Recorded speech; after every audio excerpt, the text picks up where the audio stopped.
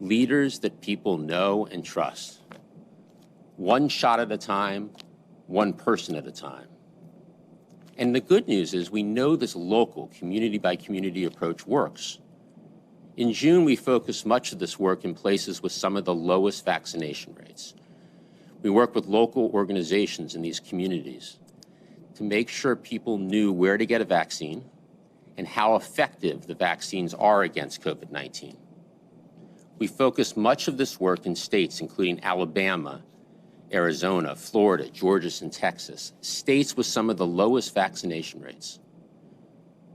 Across June, vaccination rates in these states grew faster than the overall national vaccination rate. So we're going to stay at it and continue to make progress. We will get vaccines to more and more family doctors so Americans can get a shot at their doctor's office.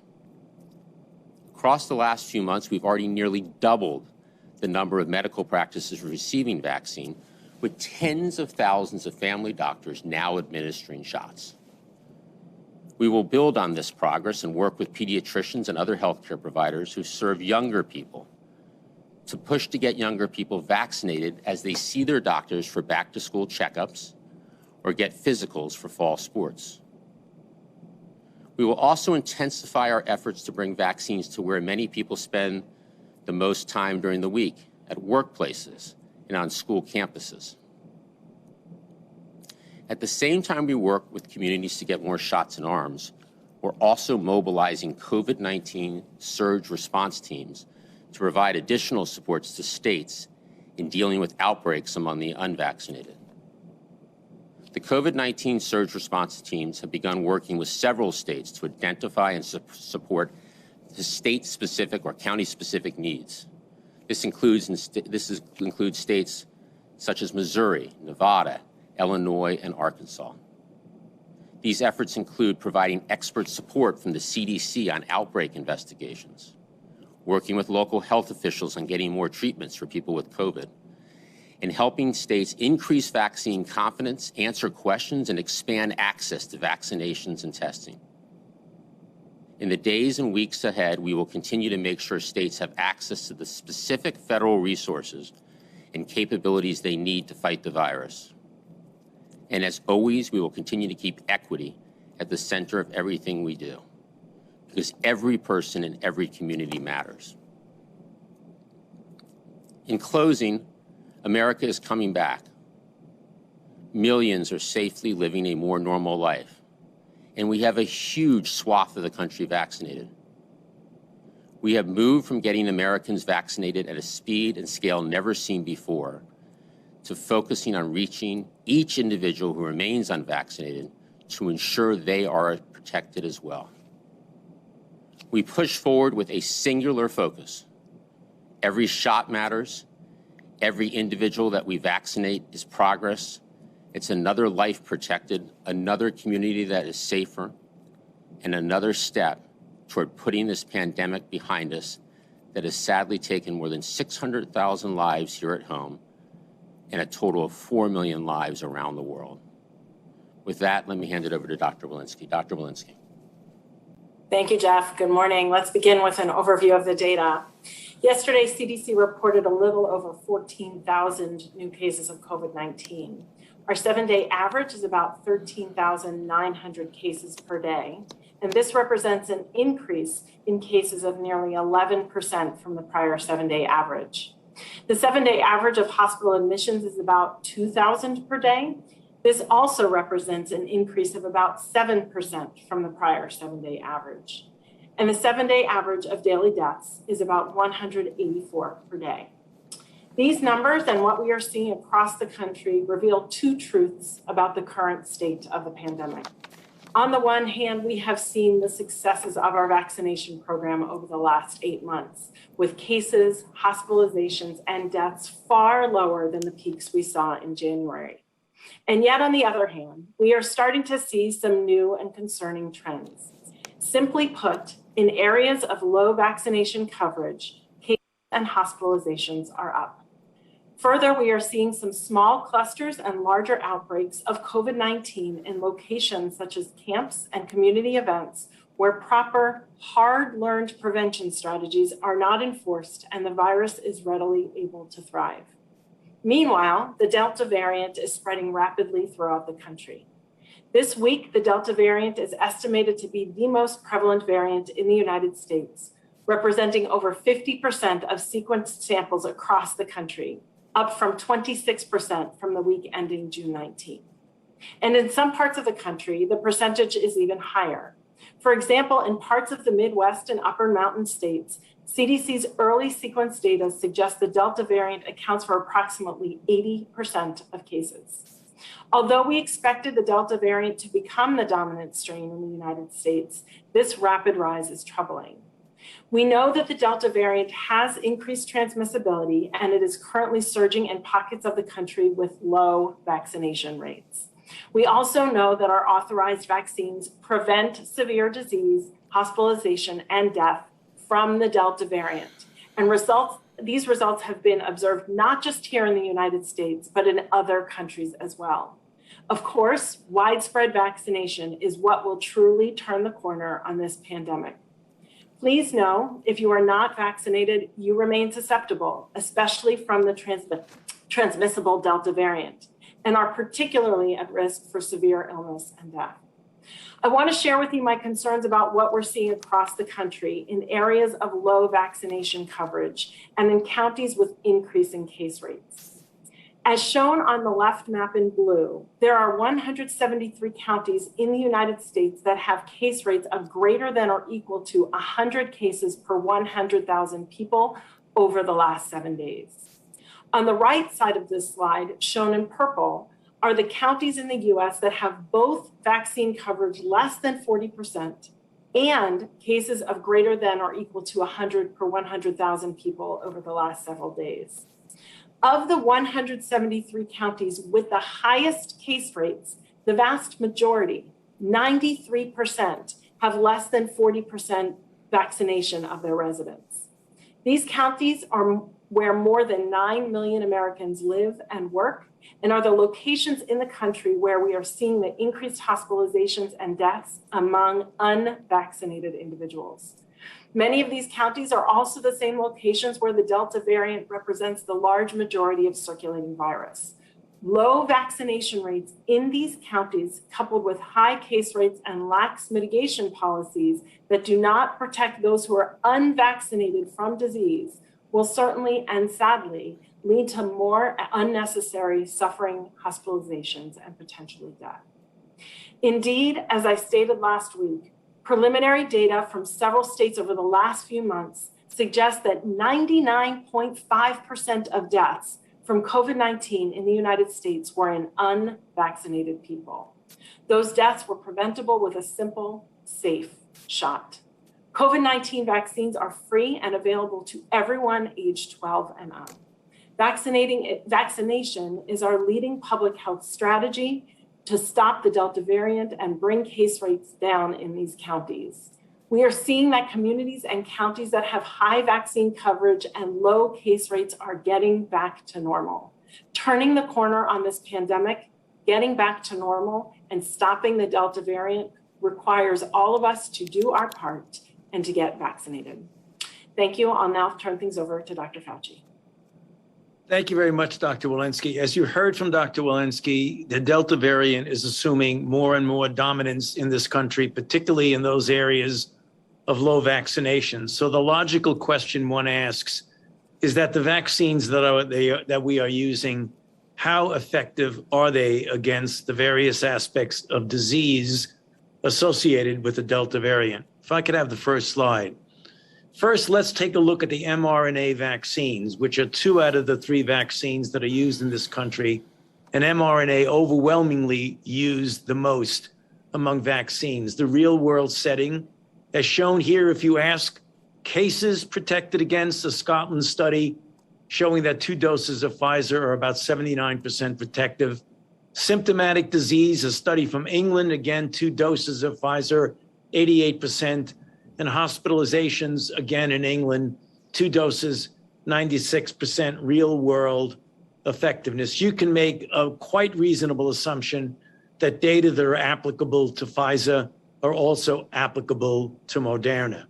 Then the next slide, please. The question is, I've just spoken about the mRNA vaccines. What about the J&J vaccines? There's indirect and direct evidence for effectiveness of J&J against the Delta variant.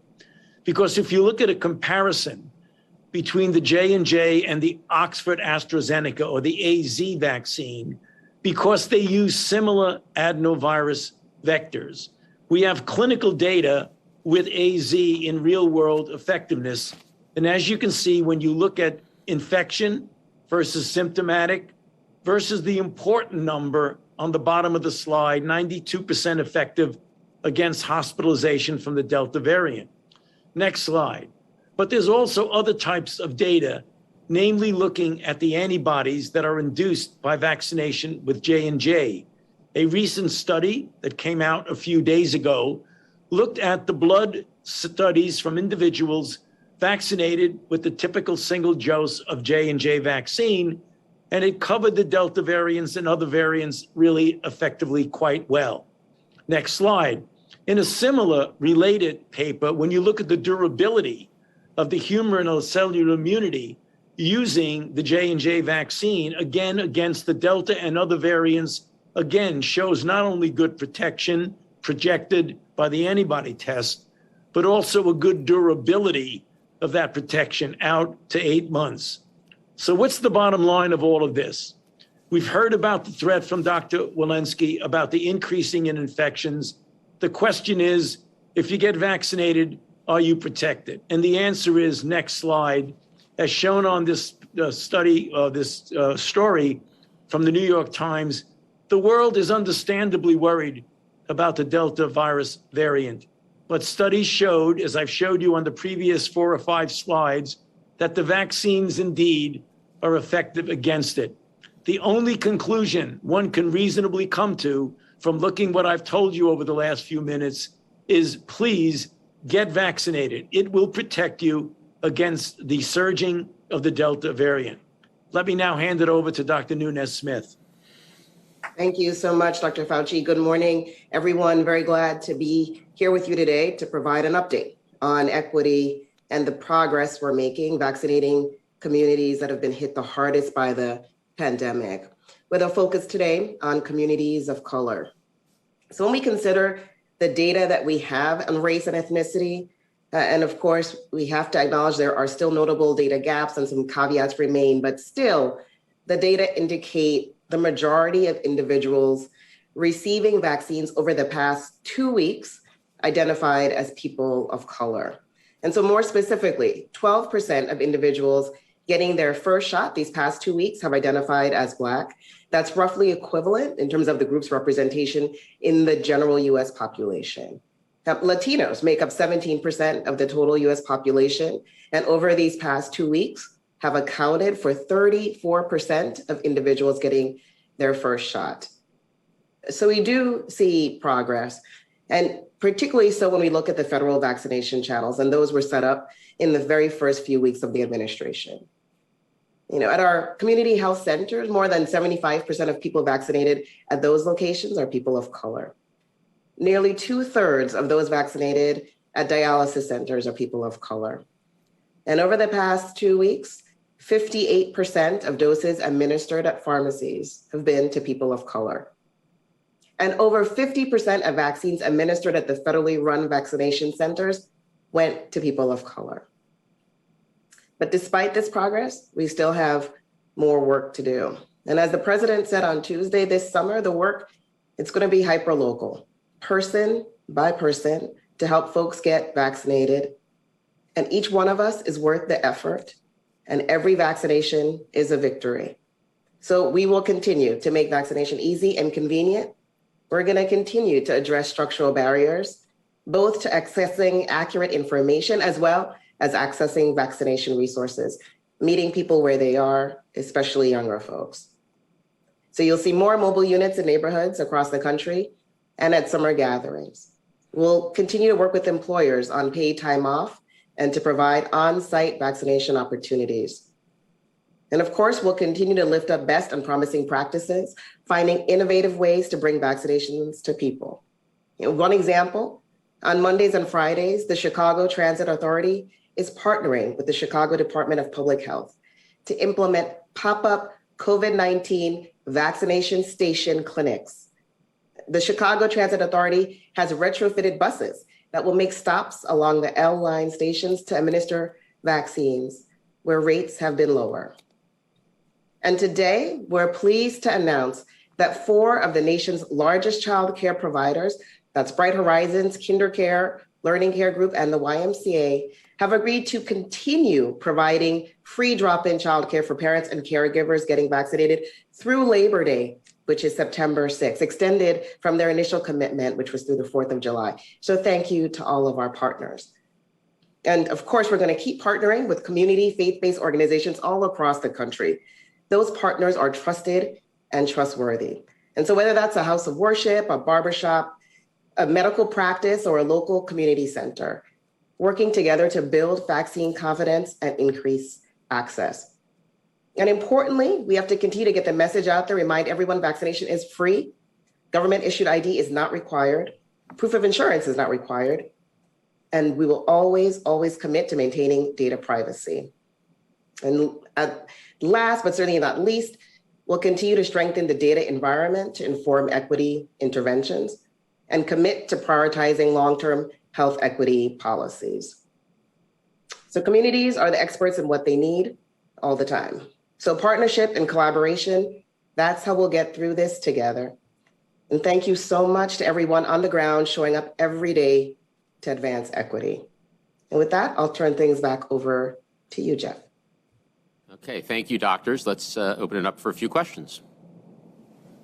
Thanks, Jeff. And we are very limited on questions and timing today, so please keep it to one question. First, let's go to Yamiche at PBS.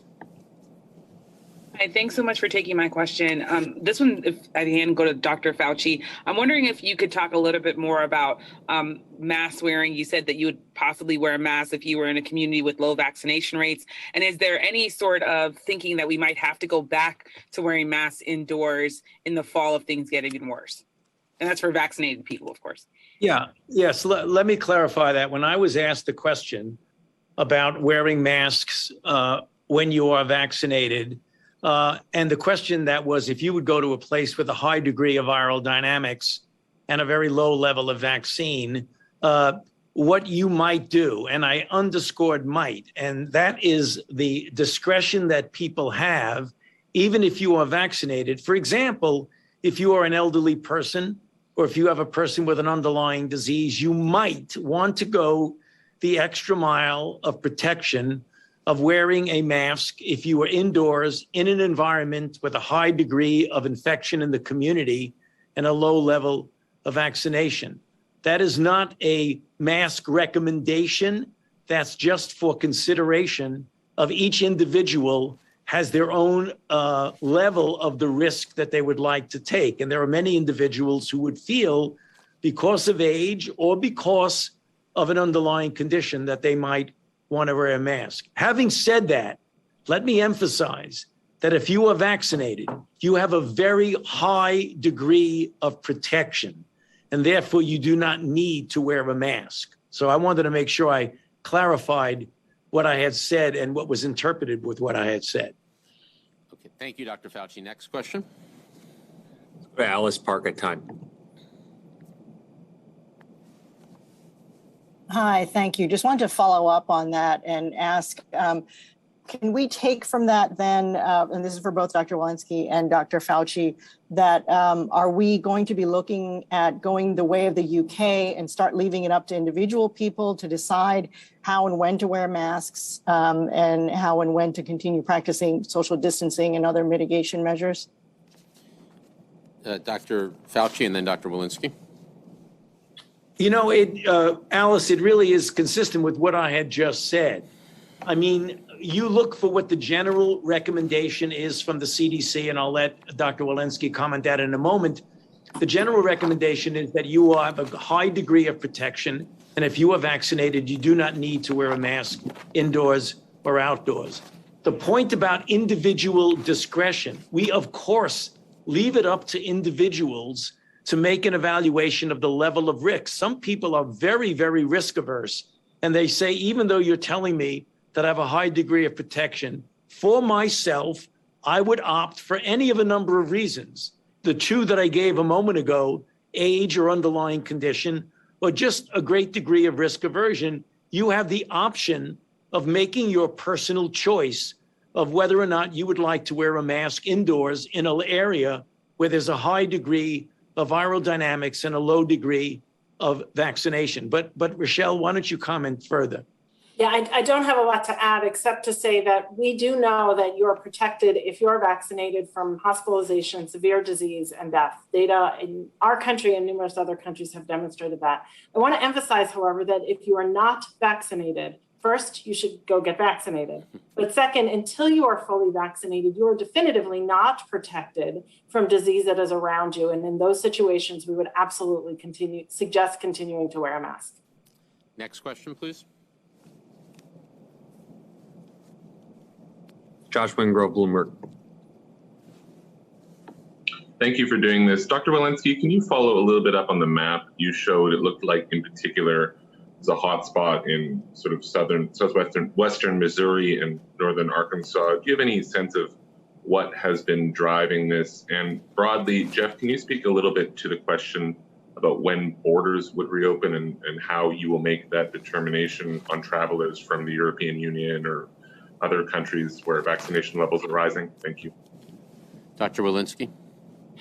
Thank you, Josh. Yes, you pointed to some areas we're following closely, both because of their low vaccination rates, as well as because we're seeing increasing cases there and in other areas around the country, which is why I thought those two maps were very informative.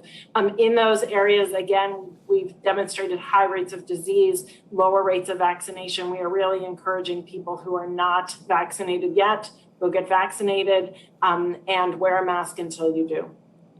Good. And Josh, on international travel, we've made, as we just discussed, significant progress on the pandemic, and we'll continue to put public health first when making decisions about borders and international travel. Any decisions about reopening international travel will be guided by our public health and medical experts. I don't have any specific update for you on any reopening plans. We must remain vigilant, particularly given the spread of the Delta variant, and we'll reopen when the health and medical experts believe it's safe to do so.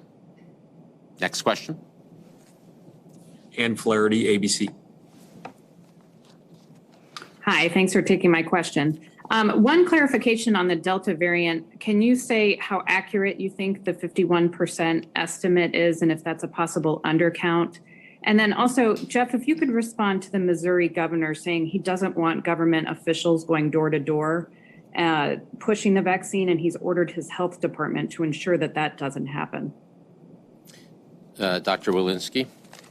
Sure. What I can tell you is over time, we get increasing number of sequences that we continue to sequence and then update our estimates. So this 51% is an estimate of about the first 600 sequences. It has some